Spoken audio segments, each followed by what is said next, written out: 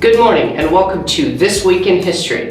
This week we have new German attacks at Verdun, and we even have the painting of something that will help ease the aches and pains caused by that battle.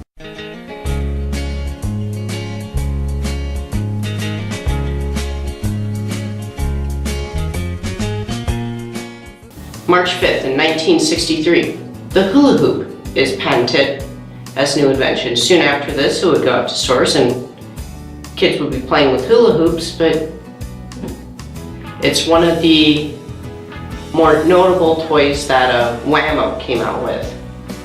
Also, March 5th in history, prior to America's existence as a country, in 1770, the Boston Massacres occurs. Now, what pretty much happened is some Boston adults and kids decided that it would be a great idea to throw some snowballs at some soldiers. Needless to say, the soldiers were getting attacked, so they aimed their muskets. However, they didn't fire yet. A commander gave the order to don't fire. However, one soldier only heard him say fire, and he fired.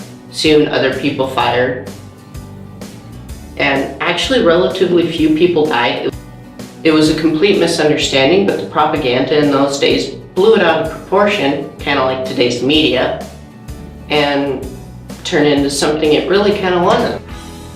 March 6th, the Germans start the Battle of the Flanks, which really is, when you look at the Battle of Verdun, it's more like a campaign with smaller battles in it. This is one of those smaller battles in that campaign, you could say, at Verdun. However, that is very much overshadowed by what happened in 1899 when Bayer patents aspirin. Aspirin, or acetylsalicylic acid, you'd probably want to say aspirin, is a painkiller. Now, salicylin has been used as a painkiller. It's found in willow bark. However, they combined it with vinegar molecules, of all things, to produce a painkiller that, unlike just pure salicylin, doesn't upset your stomach. Now, there are many benefits to aspirin, and if there truly is a wonder drug, it's aspirin. March 7th, Alexander Graham Bell patents the telephone. Skipping ahead to the 9th of this month, in 1862, the USS Monitor battles the CSS Virginia. Now, these were the first two ironclad ships on the water. The CSS Virginia had fought several wooden ships and just demolished them while taking no damage. That's very significant because it was the first ironclad ship ever. However, the USS Monitor is also very important because it's the first ironclad with a rotating turret.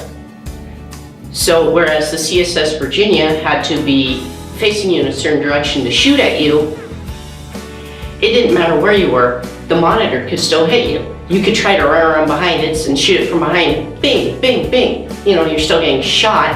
However, it is also notable that neither ship sunk the other. The weapons they had could not pierce the armor of the ships. Now, this is truly a battle in which the entire world looked on in amazement, and after seeing that battle, they quickly upgraded all of their ships to ironclads, which pretty much helped make World War I the disaster that it was, because especially during the first part of World War I, the ships would just shoot at each other until they ran out of ammo. They couldn't even sink each other because the weapons were too weak. On the 11th of this month, in 1903, Lawrence Welk was born. Now, Lawrence Welk was an entertainer. I want to say he was 60s and 70s. Please don't quote me on this. He was on TV, he had the Lawrence Welk Show, they were singing and dancing in it.